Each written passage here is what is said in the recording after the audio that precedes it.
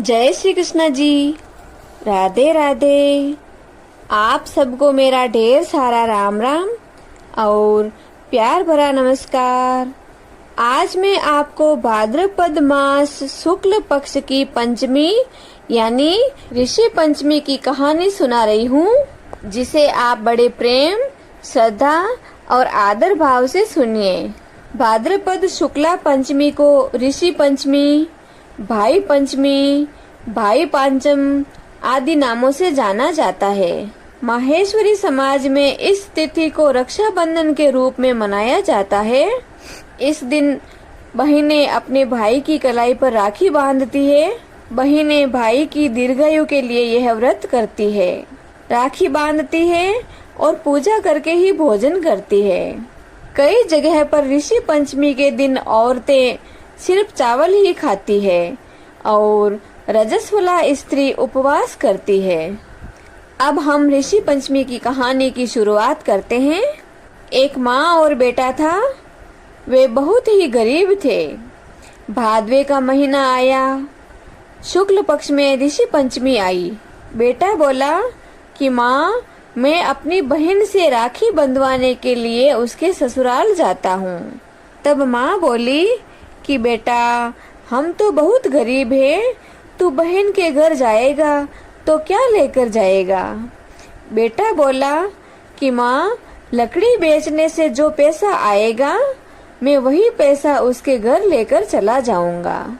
माँ से इतना कहकर बेटा वहाँ से रवाना हुआ और धीरे धीरे पैदल चलते चलते समय पूरा होने पर बहन के यहाँ पहुँचा।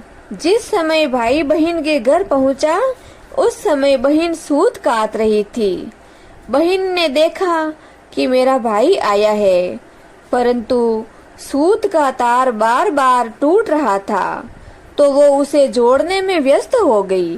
भाई ने मन ही मन सोचा कि अमीर बहन के मन में मेरे लिए कोई प्रेम ही नहीं है। मुझे तो यहाँ आए हुए काफी समय हो गया है, परंतु यह तो अपना सूत काटने में व्यस्त है, मुझसे तो बिल्कुल बात ही नहीं कर रही है। ऐसा सोचते सोचते वह वापस रवाना होने लग गया। इतने में बहन के सूत का तार जुड़ गया तो बहन दौड़कर भाई के पास गई और बोली कि अरे भैया, मैं तो तुम्हारा ही इंतजार कर रही थी, लेकिन करूं तो क्या करूं? सूत बार बार टूट रहा था, इसलिए मैं तुमसे बोली नहीं। बहन ने भाई को बड़े आदर सहित पाटे पर बैठाया, उसकी कलाई पर राखी बांधी। भाई ने बहन को भेंट दी। भाई के आने से खुश हुई बावली बहन पड़ोसन से पूछने के लिए गई कि कोई प्यारा सा मेहमान आए तो क्या रसोई बनाना चाहिए। पड़ोसन ने भी कह दिया था कि घी के चावल बनाना चाहिए और तेल का चौका लगाना चाहिए। बहन खुशी में पागल तो हो रखी थी। जैसा पड़ोसन ने कहा वैसा ही कर दिया। घी में चावल डाल दिए। अब चावल तो बन ही नहीं रहे थे। 2-3 घंटे बीत गए। भाई ने कहा, बहना, जोर से भूख लग रही है, अब कितना समय लगेगा भोजन तैयार होने में? बहन बोली कि भैया, मैंने चावल तो कब के ही बनाने के लिए तैयार कर दिए हैं, लेकिन करूं क्या, ये तो बन ही नहीं रहे हैं। ऐसा कहकर बहन ने भाई को पड़ोसन वाली बात बताई तो भाई बोला कि अरे बावड़ी, घी में चावल कब से बनने लग गए? घी में तो चावल पकते ही नहीं हैं। जा, दूध लेकर आ और खीर बना ले। बहन ने उन घी वाले चावलों में दूध डालकर खीर बनाई और सबने बड़े आनंद पूर्वक भोजन किया। रात्रि के समय भाई ने अपनी बहन के घर पर ही विश्राम किया और सुबह जल्दी उसको जाना था। भाई सुबह जल्दी बहन के घर से रवाना होने लगा तो बहन ने जल्दी से लड्डू बनाने के लिए गेहूं पीसे। लड्डू बनाकर भाई के साथ बांध दिए। भाई रवाना हुआ। उतने में ही बहन के बच्चे उठे और बोले कि माँ, रसोई में कैसी महक आ रही है? आज कुछ नया बनाया है क्या? तो वह बोली कि तुम्हारे मामा जी के लिए लड्डू बनाए। तो बच्चे बोले कि हमको भी लड्डू दो। बच्चों को देने के लिए लड्डू तोड़ा तो उसमें सांप के छोटे छोटे टुकड़े निकले।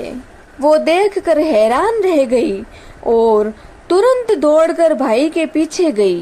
दौड़ते दौड़ते बहुत दूर गई, तब जाकर भाई मिला तो भाई को आवाज दी। भाई सोचने लगा कि मैं तो इसके घर से कुछ भी नहीं लेकर आया, फिर ये मेरे पीछे पीछे भागकर क्यों आई है। बहन के पास में आते ही भाई ने पूछा कि बहना, मैं तो तेरे घर से कुछ भी नहीं लाया हूँ, फिर तू भागती भागती क्यों आई। तो बहन बोली कि मैं तो तेरी जान बचाने के लिए आई हूँ।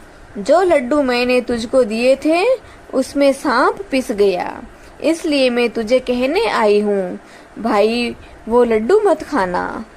भाई बोला कि बहन, सच्ची बात तो यह है कि मैं एक पेड़ पर वो पोटली टांग कर नीचे आराम कर रहा था, कोई चोर आए थे, मेरे वो लड्डू चुरा कर ले गए।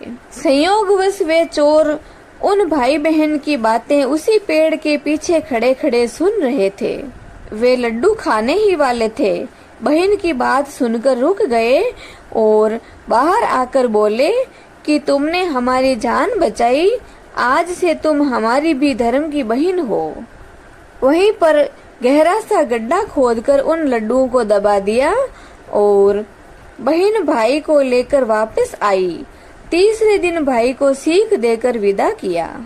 इसलिए कहा जाता है कि भाई को राखी के दिन रात्रि के समय बहन के घर नहीं रोकना चाहिए और रवाना होते समय भाई के साथ में कुछ भी सामान नहीं बांधना चाहिए।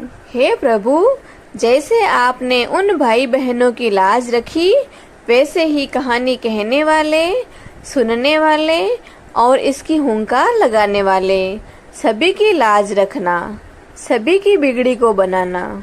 जय श्री कृष्णा जी। राधे राधे।